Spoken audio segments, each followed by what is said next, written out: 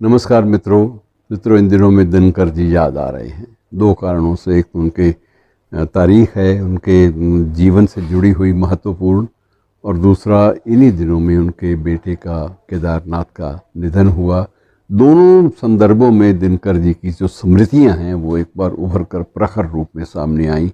वो व्यक्तित्व भी ऐसा था जो प्रखर रूप में सामने आया, और ये तभी मुझे वो दिन भी याद आ गए कि जब दिनकर जी ने एक दिन अचानक अपने एक सांसद मित्र गंगा शरण सिंह से कहा कि यार मेरा तिरुपति जाने का मन है, और उदास उन दिनों में बहुत रहने लगे थे। तो गंगा शरण सिंह ने कहा कि तिरुपति दिनकर जी चलते हैं, कोई समस्या नहीं है, लेकिन अचानक तिरुपति जाने का मन कैसे बना, संकल्प कैसे हुआ। उन्होंने कहा बात यह है कि एक तो दो बातें हैं। एक तो मेरे मन में ये है कि जेपी ठीक नहीं चल रहे, और मैं तिरुपति में जाकर उस ईश्वर से प्रार्थना करना चाहता हूँ, बड़े विनम्र ढंग से, एक साधक की भांति की इस व्यक्ति को हमारे देश के पटल पर से गायब ना होने देना। अभी इसकी बहुत ज़रूरत है।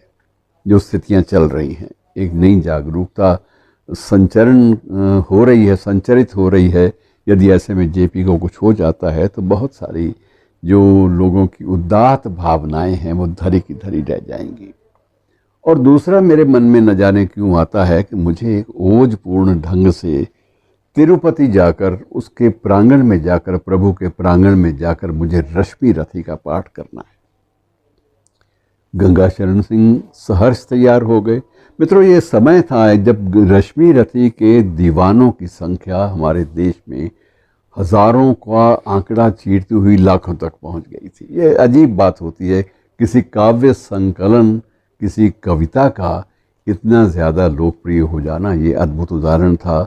बहरहाल जब गंगा शरण सिंह ने ये बात बांटी अपने साथियों के साथ, साथियों में अच्युत पटवर्धन भी थे, तब के बहुत बड़े समाजवादी चिंतक, और रामनाथ गोयनका इंडियन एक्सप्रेस वाले, ये सब लोग एकत्र एक ही अक्सर मिलते जुलते रहते थे, और अक्सर एक स्थान पर एकत्र होकर देश की वर्तमान स्थिति के बारे में चर्चा अवश्य करते थे। और उस चर्चा में बहुत सारे अन्य नेता, समाजवादी नेता, आंदोलन के नेता, वो भी शामिल होते थे।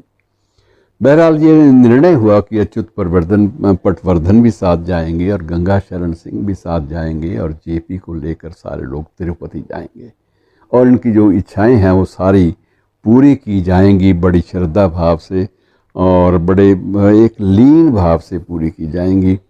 और रामनाथ गोयनका ने निर्णय लिया कि भाई ये तो अवसर मैं भी नहीं खोना चाहूँगा और मैं भी साथ चलूँगा। निर्णय हो गया। गोयनका जी के लगभग सभी प्रमुख नगरों में अपने टावर थे, अपने निवास थे, अपने कार्यालय थे, तो स्वाभाविक रूप से सारी व्यवस्थाएं इनके ज़िम्मे थी। और उसके बाद जिस दिन मित्रों रश्मि रथी का पाठ तिरुपति के प्रांगण से दिनकर जी के मुख से प्रसारित होने की बात फैली, उस दिन सारे प्रशासन के लिए एक संकट हो गया कि हजारों की संख्या में लोग उमड़ के आएंगे और कैसे उनको कहाँ रखेंगे। तो निर्णय हुआ कि सारे तिरुपति क्षेत्र में माइक लगा दिए जाएं, ताकि लोग दूर रहकर भी माइक पर इनकी ध्वनि में रश्मि रथी का पाठ सुन सकें, और इतनी कोई स्टैम्पीड, कोई भगदड़ की नौबत ना आए।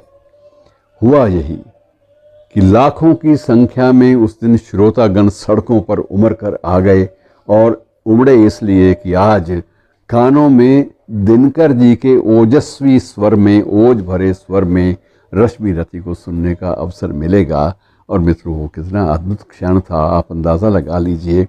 और उसके बाद चर्चा परिचर्चा का क्रम हुआ। दिनकर जी ने अपनी वहाँ जो भी ईश्वर से प्रार्थना, तिरुपति से जो प्रार्थना करनी थी वो भी अपनी की, जेपी के स्वास्थ्य की कामना की, और अपने वक्तव्य में भी इस बात का जिक्र किया। और उसके बाद जब सभी मित्र एक साथ बैठे थे तो उनमें नानाजी देशमुख भी थे, अच्युत पटवर्धन भी थे, सभी लोग थे। अचानक दिनकर जी को लगा कि कुछ अंदर बेचैनी, व्यग्रता अनुभव हो रही है, और उसी व्यग्रता के, बेचैनी के उन क्षणों में एकाएक वो रामनाथ गोयनका की गोद में लुढ़क गए। और वहीं उन्हें अंतिम सांस उन्होंने ली। मित्रों, एक संकल्पों का एक प्रतीक के रूप में हमारे सामने आते हैं, और प्रतीक के रूप में जब आते हैं तो उस वक्त उनकी 4 पंक्तियों को, उस काल की उस कविता की 4 पंक्तियों को याद करना बहुत ज़रूरी हो जाता है।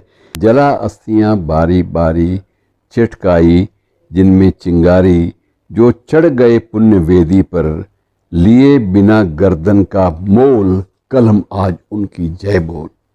तो ये एक बहुत बड़ी श्रद्धांजलि थी कलमकारों को और कविता के क्षेत्र को। और इन्हीं स्मृतियों के साथ इस महान कवि, भारतीय मनीषी को नमन।